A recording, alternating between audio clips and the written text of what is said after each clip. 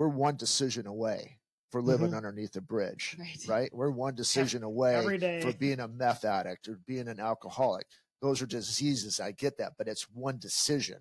It's the participation trophy that we picked the wrong participation trophy, right?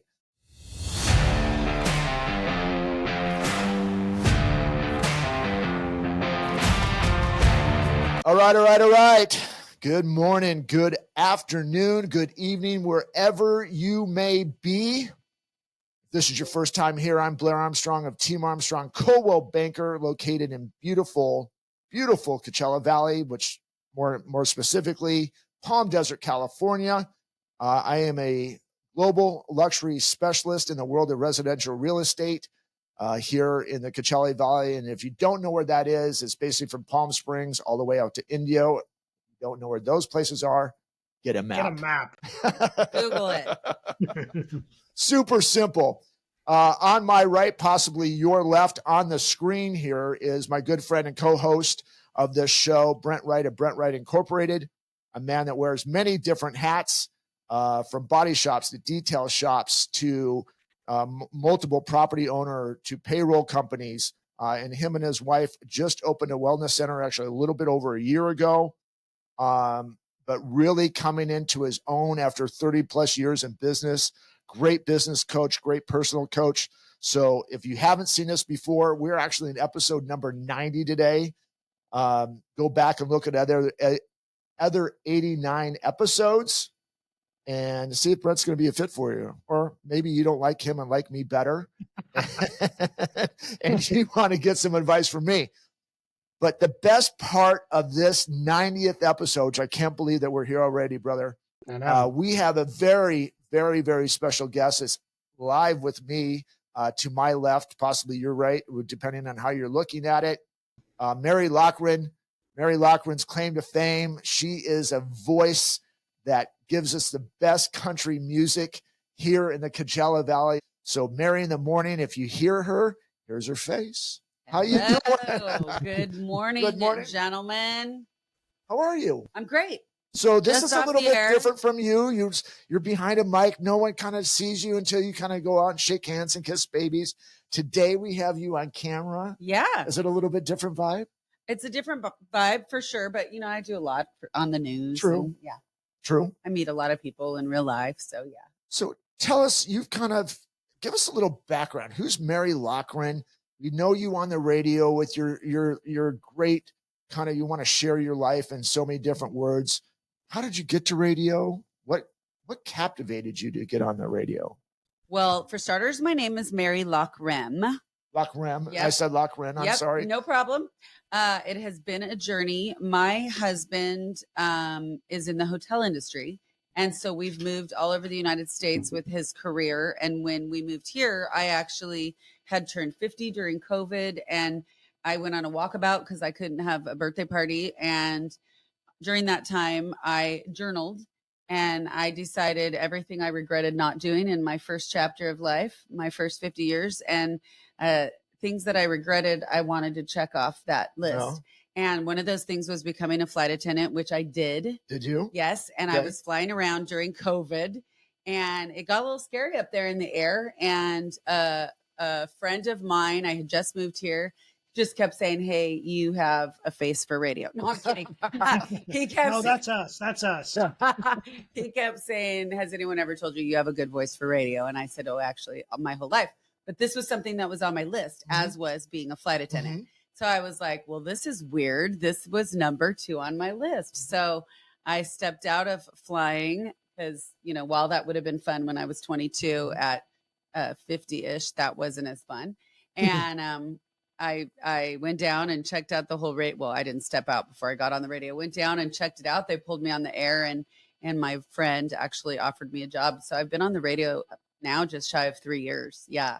It's awesome, we have the number 1 morning radio show out here in the San Bernardino and Riverside County. It's a lot of fun. The best part of it is the platform that it gives me to meet people and hear their stories and hopefully make some sort of an impact on their lives. And this, you being your first time on here, things I heard, and Brent probably is going to interject on this is you put this list on here, right? And a lot of people that listen to us know that Brent and I have a very big faith base. Yes. And that's what we talked about that. So how incredible, when I hear you say this, I put this stuff on the list, and Brent and I have talked about this a lot, that obviously you put it out in the universe, you ripped a hole in the universe, and God kind of provided that for you, right? And He now totally did. And now you get to make this different impact that normally, like in everyday life, and that's one thing that Brent and I really started is like, we have good golden nuggets. We know that, we're confident in that, and some people hear it, some people don't. But God has given us this opportunity to share that wisdom. And you kind of share that wisdom a little bit too with, well, a lot of bit. I mean, because you're really, I mean, your personality out here is not just Mary Lockrem, you know, just walking around every day up and down El Paseo or through the Coachella Valley. But you have this presence that you now get to share your testimony, your life, your goods, your bads, and all that stuff. Well, that part of it, the platform part of it, is absolutely amazing. Also, there is something that I didn't expect when I prayed for this platform, and it's the accountability part of it, because now people know my face and they know my voice. And so there's a like next level accountability to represent God in a way that, you know, before maybe I didn't have. Yeah. Yeah. Brent, what say you on that, brother? Well, we did a 3-part series on manifestation. So it's real. It happens. And if you are putting things out to the universe, then it's going to show up, whether you like it or not. Right. And so I think that it's super good to hear it from other people. So no different than your kids or your friends, people need to hear it from others. And Mary is probably not our typical listener. So I'm glad to have her on. So that way she can, it's old guys and gals still rock, right? But, Mary's just 29 again, like most women. Exactly. So. I just shared my age, though, so they know I'm not. That's true. That's true. Yep. But you're right about accountability. So when people can hear my voice across like the parking lot and across like at the grocery store and things like that, and it's easily recognizable, probably like yours. And then they look and they're like, they can't connect the dots sometimes, but then they see your actions. And so no different than we've talked on here, 89 other times, they see you putting the cart back.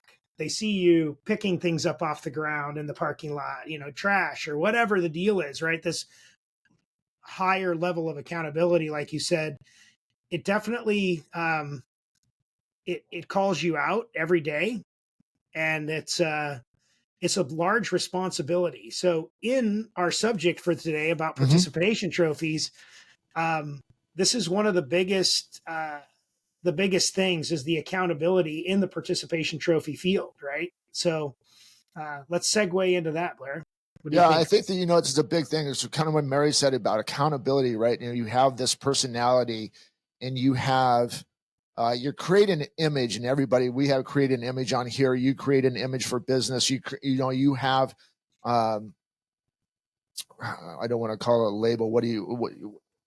A reputation. A reputation, but you have that, right? And so you have okay, you're talking about all this stuff. Do right, put the cart back, all that stuff. But participation, a participation trophy isn't free. It's good to win championships, and that's what we strive for every day, right? What Brent and I always say here: pursue perfection, settle on excellence. That's always in that. You're always going, what's the next step? What's the next step? Right. You, me, Brent, we see a lot of guys that like, hey, I'm participating, I should get all the glory. Right. And those are the guys that that are guys and gals that talk about, it's just, well, I'm doing this, I'm doing this, doing this. I should get this. That's not the point of a participation trophy.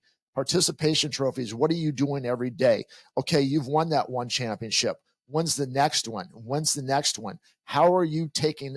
And then what we've talked about too, Brent, before, is, okay, what are you doing in the middle of your championship run to go ahead and start building that other championship run? So the participation is always pushing forward.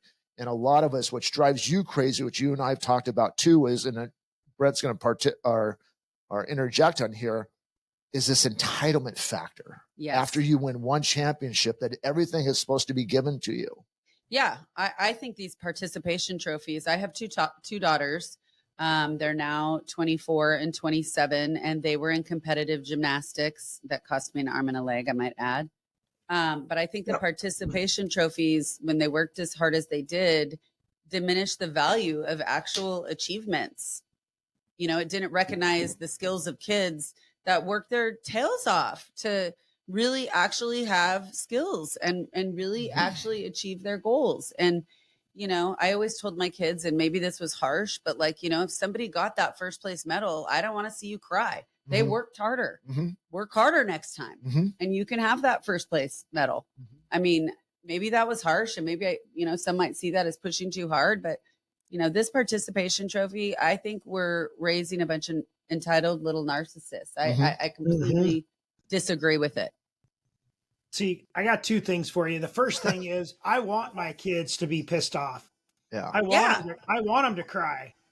I want them to get upset, because I want them to understand how losing feels, and it sucks. And I want them to strive for winning at all cost. The second thing, and this probably hits home, Blair, closer to you than others. Maybe, I don't know, Mary. I don't know about your husband. Haven't met him yet, but so participation trophy in life, or participation trophy in your relationship or your marriage. You don't get credit for taking the garbage out when your wife asks you. You get credit for taking the garbage out before you're asked to do it, right? And all of those things. Either one's pretty sexy from a wife's perspective. I just want to let you know. Right, nothing other than a man with a vacuum. Right. But isn't it better though that he grabs the vacuum and does it before he's asked? For right? Sure. And so, you know, it's that level of do what you're supposed to do in light of the fact that nobody's told you. Do what you're supposed to do, in fact, in light of the fact that nobody's watching. You know, we had a whole episode on that. Are you doing what you're supposed to do without anybody watching you, right? And so I'll take that one, yeah, because there are times when we do have to be asked. So no, but I'm agreeing completely with what you're saying. I think these participation trophies kind of diminish competition, because everybody is not equal, and it doesn't teach our kids how to lose. And I'm okay with my kids crying, but I don't want my kids crying in front of the person that got first place, because that person worked harder, and my kids shouldn't take away from their moment of glory. True. Go in the bathroom and cry, or go in the car and cry. Was kind of my mojo when my kids were younger, and they thank me now, and they're competitive, and they work hard, and they both have, you know, one's in grad school about to be a therapist, and one is, you know, rising the corporate ladder with Disney Studios. So and they're young. Right. So I think pushing them, you know, they didn't turn out to be entitled little turkeys. I think, you know, and I love what both of you have to say there, but you know, the big thing is like, okay, is it comes by from mentors. So you're the mentor as a parent, or you have your kids get a mentor, or we get a mentor, whatever it is. When you take those losses, how are you letting that resonate? How are you letting that marinate into you? So like, okay, I did this, it didn't work. Are you going to stay away from it next time? Or like, okay, I need to make adjustments. Where I'm at right now, I'm in love with golf right now. We've talked about that plenty of times in this podcast. And you hit a bad shot. In the past, I'm like, MFer, gosh darn it, I might throw a club. And now I'm like, okay, what did I learn from this? And how does that really take it in life when we're in business and stuff like this? Okay, we missed this shot. We missed this listing. We missed this sale. What did you learn from it? How are you going to do it? And let's go chase it again. Instead of right now, I was like, well, gosh darn it, last year I did $15 million and sold real estate. Everybody should come through me.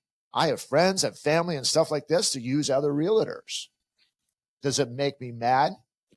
I wouldn't say mad. I'm like competitive, like, okay, mother trucker, I'm going to go ahead and show you that you made the wrong choice in the right way. In the past, I was very vindictive, and I'm just starting now. I'm like, okay, you pick that one. I know eventually you're going to come back to me like, maybe we didn't make the right choice. Not all the time, but most of the time. I think also sometimes when that happens, God's protecting you from something. But to your point, I Yeah. think the participation trophies, they're hindering resilience. Mm-hmm. Mm-hmm. I mean, they are. I mean, these kids need to learn and understand that while it sucks to lose, they need to develop coping skills. Well, and Brent, I know that you are going to get political here today, but I think that is a big problem. We created a very big problem over the last couple of years with the DEI and stuff like this. It was a participation Listen, guys, we may ruffle some feathers today. I'm going to be super unapologetic about it, but it is something that this subject is. So you're going to be really happy that we're talking about this. You're going to be really pissed off. Whatever which way, leave us a comment and tell us what you feel. Yeah. But I think that is a big thing in this. And Brent, I'm going to let you kind of take this, and then Mary, you can interject on this, but is the DEI stuff is like people were being picked just to participate and not being really qualified for. And how is that showed to our younger generation? Not even that, even our older generation. So I was cruising through social, the other day, and a dear friend of mine posted, I'm so mad about this current, and she did it very, very nicely and very PC. She wasn't just slamming people or calling, specific people out.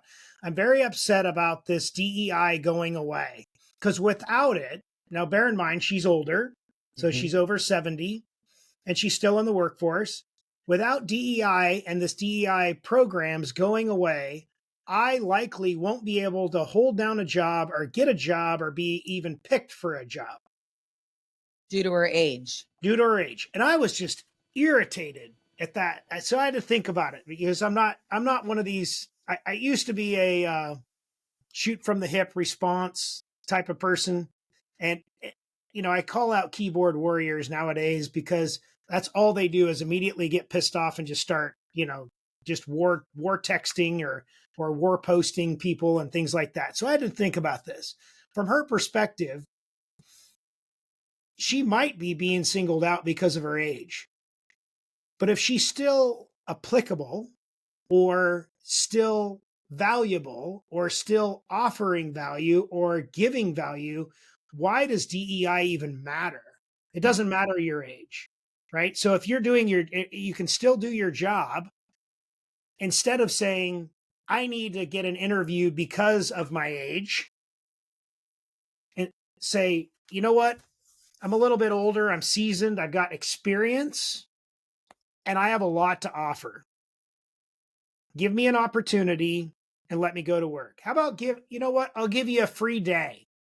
How about that? People don't think about offering value instead of asking for a handout. And that's what really irritated me about that post. Without DEI, I may never be able to get another job. So, Mary, my question to you on that from Brent going, and maybe you take a run at this, but has that just been ingrained in America in general? That if you just show up right now, it's been longer than the last 4, 5, 6 years. I'm talking 15, 20 years. You go play a soccer game. It's okay. You got sixth place. We now have those guys are adults. And that's even, of course, when I was younger, right? Or they don't even keep track of the score. Even the cup track the score. It's not, we're not here to be competitive, but that's human nature, is to be competitive. Right. So where did we lose that? And what are some of the suggestions that you may lay awake at night or sit there and ponder during prayer or whatever, is how do we start what you're doing with your kids now, but how do you continue to be a leader in this? Like, we've got to get back to be courteous, but be a leader and be competitive, because God made you to be great, not to sit back and say, well, I'm a girl, I get to do this, or I'm a guy and I get to do this. And regardless of what your sexual orientation is, I really don't care. But if you want equality and you want to be equal, but get the skills to go do something. Yeah. Yeah. Well, I think that we need to be more involved with our children. I think that a lot of Americans, I'm sure it's countrywide. I'm sure it's not just America. I think that a lot of parents are not involved enough with their children, and they're leaving a lot up to their teachers. And I think that we need to get more involved with our children, and that means our children's friends as well. My house was always open to all of the kids. I always had a shelf in my refrigerator that anybody could eat from. You know, nobody went hungry at my house. I had a center island that always had food on it in a thing. And there was always a safe place for kids to go where they knew they would probably learn about the Lord, and it was safe and they would be loved on. And my children weren't allowed to have sleepovers at other people's house, but all the kids were always welcome at our house. I think that adults need, I think that, you know, because while I could trust you, Brent and Blair, if you had daughters and they were my daughter's friends, I don't know who's coming to your house. Right. You know, I don't know if you have a creepy brother or whatever. Anyway, so boy, I wasn't a big fan favorite of my daughters over that one. Let me tell you, but I didn't care. I get called a helicopter parent because of that, because of the way I feel. I feel the same way you do. Too bad.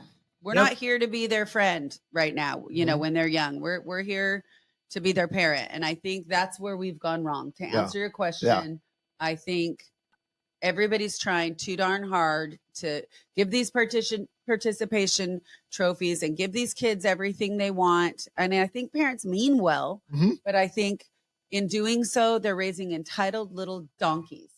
Well, you get that. It was like, well, you know, it's always been that way with kids. I remember growing up and saying the same thing, right? Well, Bobby gets to do it. Why can't I do it? And then so going back to is, where's the core? Where is your foundation as a family? Listen, we all make horrible effing mistakes about being a parent, right? Making wrong decisions, great decisions, whatever. I'm like, well, because they come with a manual, right? I mean, you just didn't read it, right? So I didn't Google it, or I Googled the wrong manual, right? There was no Google in my day. Right. Exactly. So those are the things, right? So you're kind of hearing like, well, gosh darn, Sally's doing this and she's doing really good in the school, blah, blah, blah, blah, blah. And they're like, what is it going to hurt? And I just like the path of least resistance, like so much other things to worry about. If they want to go spend the night over at Susie's house, I'm going to let them go. Are they really going to Susie? Because I know when I was a kid, we might have not ended up the house that we were supposed to be at. You know, that's what drove my son crazy. Like he would be kind of getting up and, you know, you'd be talking on the phone and stuff like this. And he's like, I'm doing that. I'm going to do this, this, and that. I'm like, no, you're not. And I call him out like every step, and it drove him crazy. He's like, later on in life, he's like, how'd you know? It's like, I was you. You know, you're a part of me coming out. And so when these things happen, I knew what you were going to do. Absolutely. And so, but it's having the kahunas or whatever girls have to talk about that, say like, listen, this is the law. You're going to be pissed off at me, but I need you to be better than me. Right. Absolutely. I also had a code word with my children. So whatever the code word was, you know, they would say it in a sentence or a text. You know, back in the day, they would call me. They would use this code word in the sentence, and I knew that they needed to get out of whatever situation they were in, and I would show up at that house, and I would make an excuse, and I would put it on me, like we have a family emergency. I need, you know, Haley or Hannah to come with me right now, and so there were no questions asked, and my kids were like, "Thanks, Mom." And they were out of the situation, and they weren't made to be uncomfortable. And that really worked. Yeah. Yeah. They didn't use it often. And we had another thing. They could call me with their code word, and I would go to wherever they are and pick them up, and no questions asked. And my friends gave me a heap of, you know what, about it. But I was like, I would rather pick up my kids if they were drinking and not bust them and not ask any questions than have them get in a car with somebody drinking. And how evident too, Brent, and I'll let you answer this question. I mean, we see this a lot over through social media and just with school. I mean, that's one of the reasons why you helped create the school that your kids are going to now, right? Because it just have a different structure. But Sallys, the Bobbies, the Joeys, the Susies, whatever, good kids, and all of a sudden they take one wrong decision. Fentanyl is a big problem right now. Drinking, driving is a wrong problem. And God, by God's grace, I'm still alive with all the bad decisions that I made alive, right? Amen. But being a helicopter parent, even though, it's hard for a lot of people to digest that. And I know we're talking about participation trophies, and I'm going to switch gears here a little bit, but I want to hit this part is it may be god awful for those kids right now, whatever it is, but there's going to be look at Lincoln, right? You helicopter parent, and the guy's a savant at 6 years old now? 8. Yeah, he's 8. He's been driving a skid steer and excavator since he was 4. So he's a pogo stick champion of Eugene right now. Did you see that? That was crazy, right? It's awesome, man. You got to show Mary that video. That's amazing. I'll show it to her. Yeah. But anyways, so what do you, parents listening to this, and maybe they have mid-teens, and Mary, I want you guys to go back and forth on this a little bit, but you have some teens like this. Okay, we're talking about participation awards. It doesn't matter how good your kid's doing right now in life, good grades, blah, blah, blah. How important is it to re-engage with them? And again, Brent, you and I talk about too a lot about business. This kid of yours is a stock. And the more you invest in it, the better that stock is going to do, right? Yep, 100%. So, business analogy, I had to throw that in there, but yeah. So what are you doing? How are you getting any pushback with your kids, even though they're younger right now, being a helicopter parent? April does a good job. We don't want to take her out of the mix out of this either, but. So I get a lot of grief from other parents, even the school. So even though I'm an active participant in the school and have been for the last 5 years, when my kids go on field trips, they have an air tag in their shoe. I need to know where the hell they are at all times, right? They have a watch that they can call me on. The school has a rule that says you can't call your parents. You have to go to the teacher, and the teacher calls your parents. If they bust you for that, it's on me. I got this. The school's not going to dictate when my kid can call me, when they feel unsafe, if they're on a field trip and they don't feel like they want to be there. I don't care where they're at. I'm going to drive there and I'm going to take care of them, right? And the school's not going to get in the way, period. And it's just not going to happen. One of the biggest things that the school is teaching my kids right now, it seems to be, I can't confirm or deny, they're actively teaching this, but my son has come home over the last couple of weeks and he says, I wasn't told or asked to do that. I'm like, you need to be intuitive about your actions. Like, I need you to understand that if you leave something on the table, I shouldn't have to tell you to pick it up. We don't have pickup time and cleanup time. We don't have, just because you didn't put it there doesn't mean you don't pick it up. I go, what do we do about carts? Well, we put them back. Perfect. What do we do about anything? We take care of it. We're a leader. We make sure that we take care of business when others are not. And I'm getting pushback from society, from the school, from his friends. And that's a frustration for me. Do you mind if I get a little bit personal, Blair? For me? Yeah, dude. I haven't known you long enough to get personal. So, well, the reason I ask is because I actively affected Blair's son in a way when he was growing up, in such a probably a pointed way that he actively, I believe that Christian still quotes this scenario just like I do, because it probably shaped his life. So Mary, Blair's son worked for me as an apprentice detailer. And I couldn't find him on a site. So we had a pretty good sized compound for our business at the time. I still do, but it's a different site. And I couldn't find him. So I actively went seeking and searching him. And he was sitting on top of the dryer, because the dryer's warm in the wintertime. And he was sleeping on the dryer. And I immediately fired him. Was he up? Was he unhappy with me, Blair? he didn't like you for a long time, dude. Yeah. Was Blair unhappy with me though? I don't think I was unhappy with you because I knew you and I knew where he was. And so it was like, you've got to take your licks. I think there was other people in the family that weren't happy about it. Yeah. But again, as it comes down to, as we're saying, the participation trophy on here is like, okay, well, Christian is Blair's son and Blair is good friends with Brent. He should have got a second chance. Hey, listen, everyone's going to take licks. So yeah. And now, we look at Christian now, let's 20 something odd years later, if, owning his own, he's a kick-ass member of society. And yeah, he's contributing. He still quotes this situation to date from what I understand. Yeah. And that it actively shaped his thought process about what was right and what was wrong. Right. Mm-hmm. Well, it's holding people the same accountable. Now, he's running his own electrician business, and he's got guys working. He's got guys working for him, and you have to hold those people accountable, and you got to set the standards.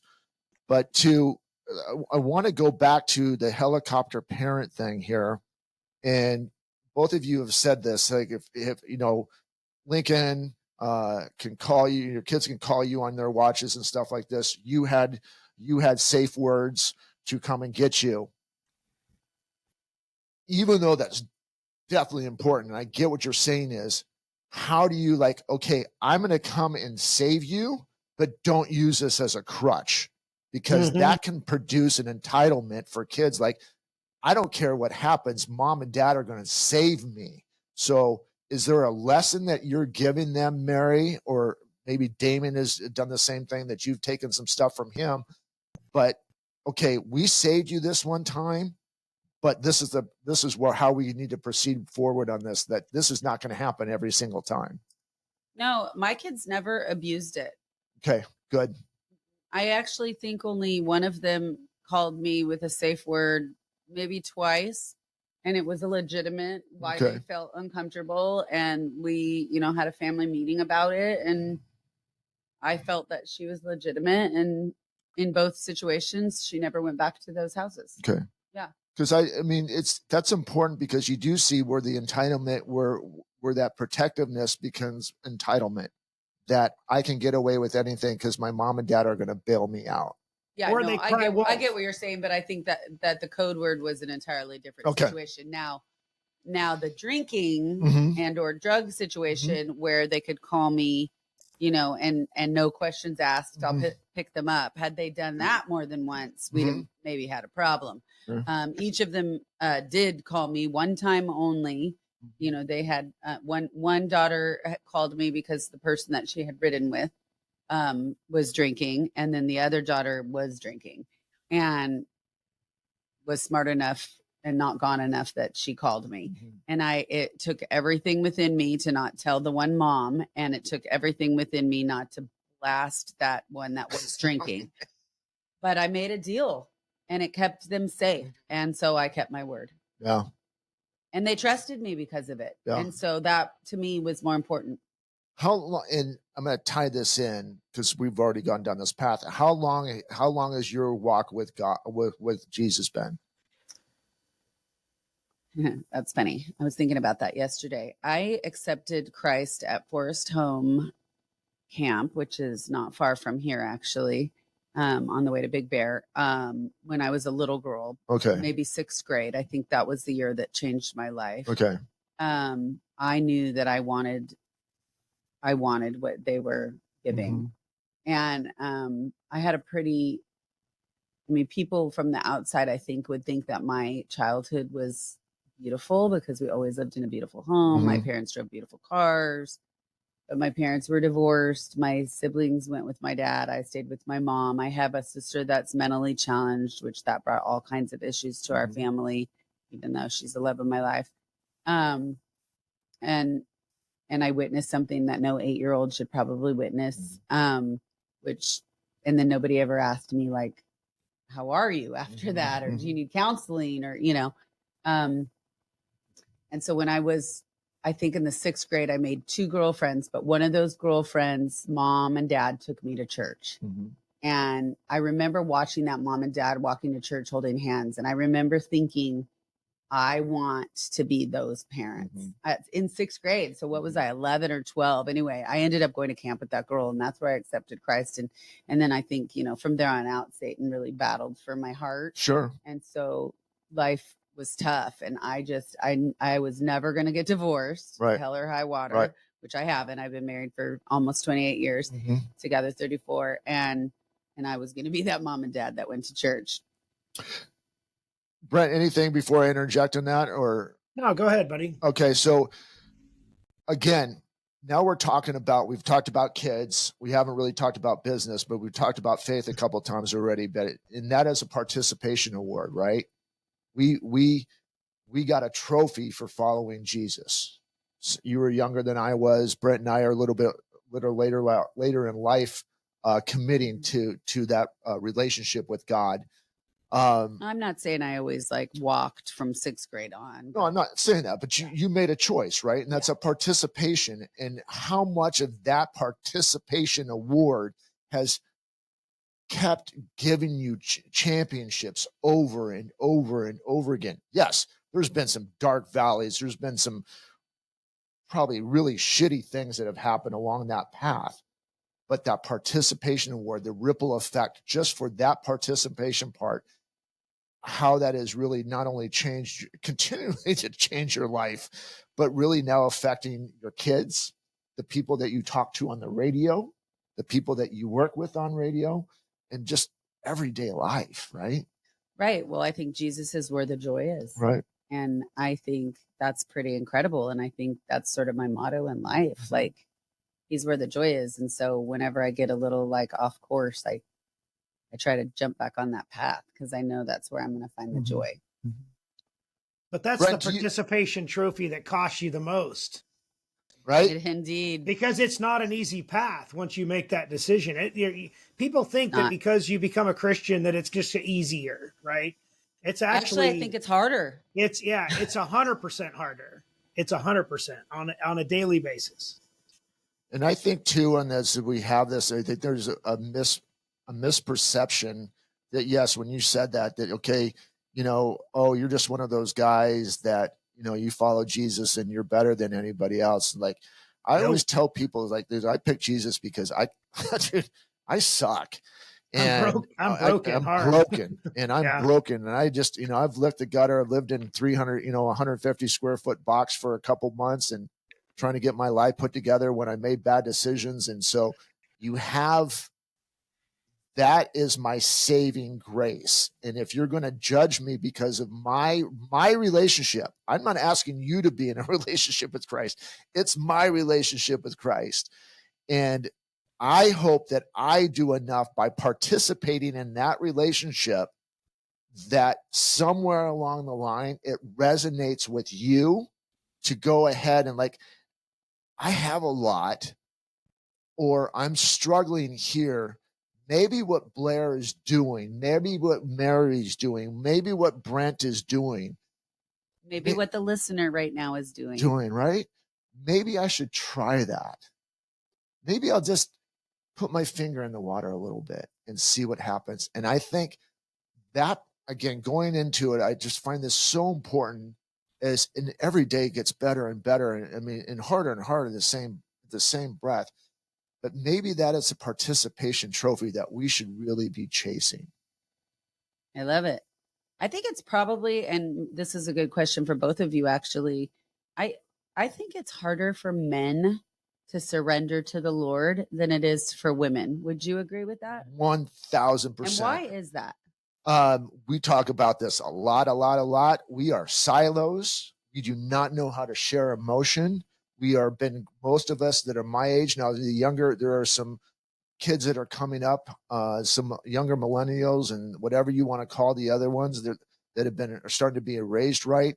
But a lot of us, especially the old guys that still rock, we were raised on put on your big boy pants. I'll give you about 15 seconds to go ahead and be upset about it, but don't show any emotion. Or you want to cry about it? I'll give you something to cry about. I'll give you something to cry about. I And heard that so so many times when I was growing up. You know? we're supposed to be this pillar of strength and nothing ever bothers us. And so we get very scared if we get broken and we don't know who to turn to. And sometimes that takes too long, especially in my part. I was raised Catholic and stuff like this. And it's like I knew who God was, but I didn't have a relationship with him until you lose everything.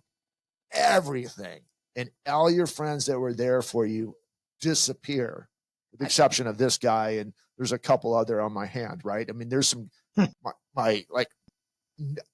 I know this guy, and there's two others that if there is a guy holding a gun, these guys are going to step in front. And those are God-given guys. We're what you call 811 friends. Yeah. Instead of 911. So going back to asking your question, why is it so hard for guys? Because Brent said it just a little bit ago. There is a sacrifice in that relationship. And that means I have to surrender. And guys, in the word surrender, very hard until you realize the surrender ain't so bad. And it takes a bit, a lot bit.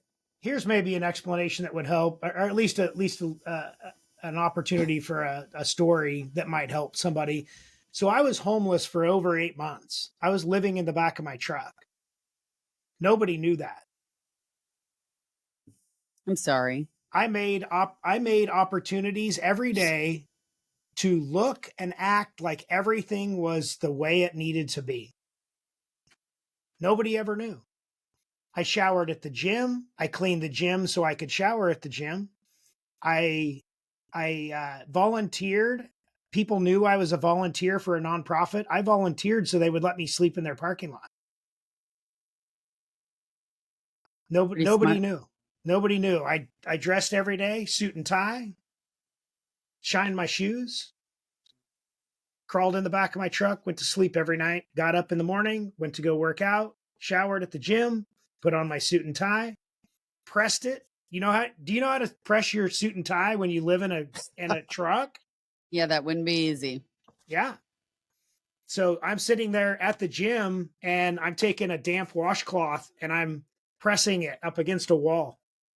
You get a little bit of moisture, a hot towel, and you're pressing it, and then you hang it in the shower. You hang it on the rod while you're showering. Make sure you don't get it wet, and it steams it and it straightens it out every day. Wow. Because I couldn't afford to send it to the cleaners. You wore suit and ties for a long time, Blair. You probably, put them in the pile and then send them off to the cleaners once a week, right? And then the next week you had fresh stuff. There were months that I didn't have fresh clothes. But this is, I have also lost everything and been not homeless like you because we lived in the hotel that my husband ultimately was a manager at. But this is why participation trophies are no good. It hinders resilience when life hands you setbacks. Yeah. And you need to be able to handle these setbacks because while they suck, we're all going to face them. I mean, Blair and I have had a conversation that not many people know about my husband and I won't get too deep into it because I know we're running out of time. But during COVID, we lost everything. And when I say everything, I mean everything. I mean, I threw my wedding dress in the dump and my daughter wore it for a week before I ultimately had to throw it away. And I'd had it boxed so that one of my kids maybe could one day wear it. I can barely talk about it to this day without crying. Anyway, we moved here with nothing but 9 suitcases. That was a setback. And had I grown up in a world of participation trophies, I don't know if I could have kept putting one foot in front of the other. If I didn't have a faith in Jesus, I don't know if I could have kept putting one foot in front of the other.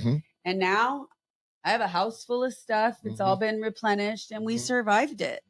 And I think 2 things are the reason that we survived it. Brent, I think 2 things are the reason you survived living in your truck. And we didn't grow up in an era of participation trophies, 1, and 2, we have faith in Jesus. Yeah. Yeah. Yep. This is beautiful, man. I'm loving this. This is really good because I just think that's so important to say. It is like you said something there too. Yes, you could have just okay, I don't know where else to go. Brent and I talk about this a lot. We're one decision away for living underneath a bridge, right? We're one decision away Every day. for being a meth addict or being an alcoholic.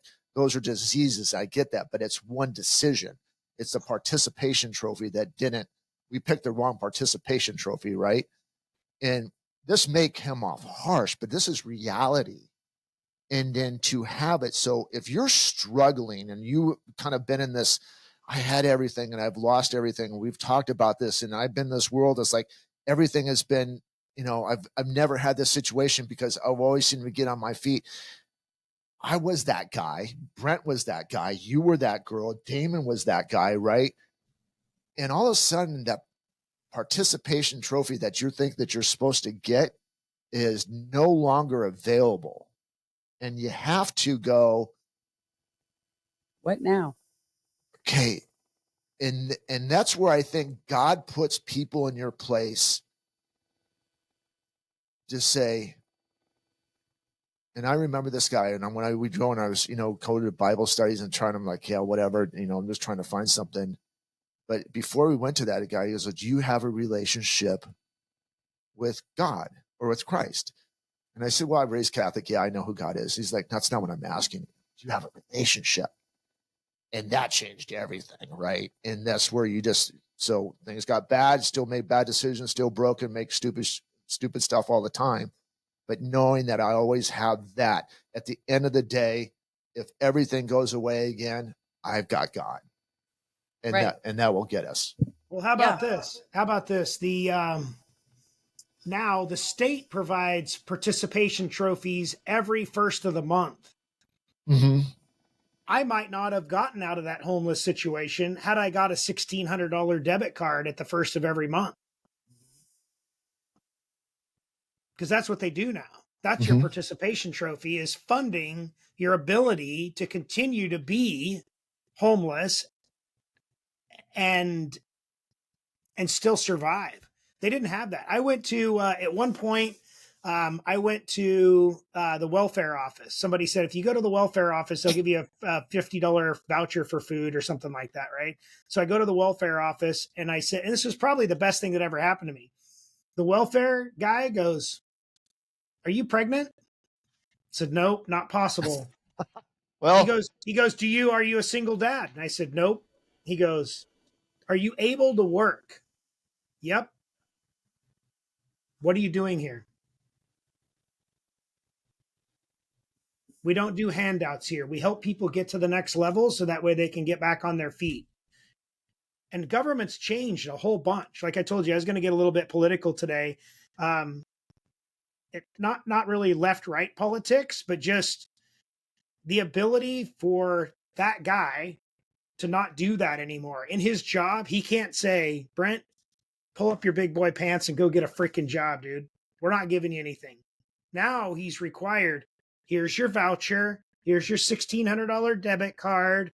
Here's the place where you can go get a shower for free. Here's all this free stuff. And now they're giving away something that costs me 80 hours a week to get. Meanwhile, young moms, I might have been at one time, had God forbid something happened to my husband, who want to work, can't afford childcare. Mm-hmm. It makes zero sense to me. Mm-hmm. Yeah. Right? Mm-hmm. I mean, it just pisses me off. Because there's people that we go back to your word, and that now we got to talk about entitlement for adults. Now, do I believe that people need help once in a while? Yes, but don't think that you're supposed to get that forever. We're going to help you here, but this is not a forever thing. And so we see a lot of that right now with this new administration that we're having right now. Like, listen, the days of you having your job as welfare are coming to a quick close. It's making a lot of people mad. Like, you're taking this away from me. Taking what away from you? Where did you earn it? Yeah, you didn't deserve it in the first place. Like, I understand that post, like the lady, like, I should just get a job because I'm old, because I need one and I'm old. Well, what are your skills? I really saw that, Brent, in when I flew. There would be 21-year-old pilots and they'd be, you know, basically training them to land. And man, we had some rough landings. And they'd come out of the cockpit, and I'd think to myself, my God, I could be this guy's mom like two times over. You know, as a flight attendant, like, this is not who I want flying my plane. And he fit all of their demographics. You know what I mean? And I was like, okay, why are we hiring, you know, he checked every box. And remember, I did this during COVID. Yeah. Anyway. I hear you loud and clear. Yeah. So, you know, we got to think about some of this stuff. Yeah. And also college was a big one for me. You know, my girls, we lived in Hawaii when my girls applied for college. So my girls checked a box for universities because now they were considered coming from the Pacific Islands.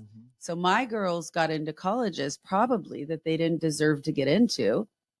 No offense, ladies, if you watch this podcast. But how fair is that? It isn't fair. And I just think what is happening right now is going to ruffle a lot of feathers. We know that. Right. And we're going to get a lot of pushback in there. But that's the worst. You know, humans hate change. Right. Hate change.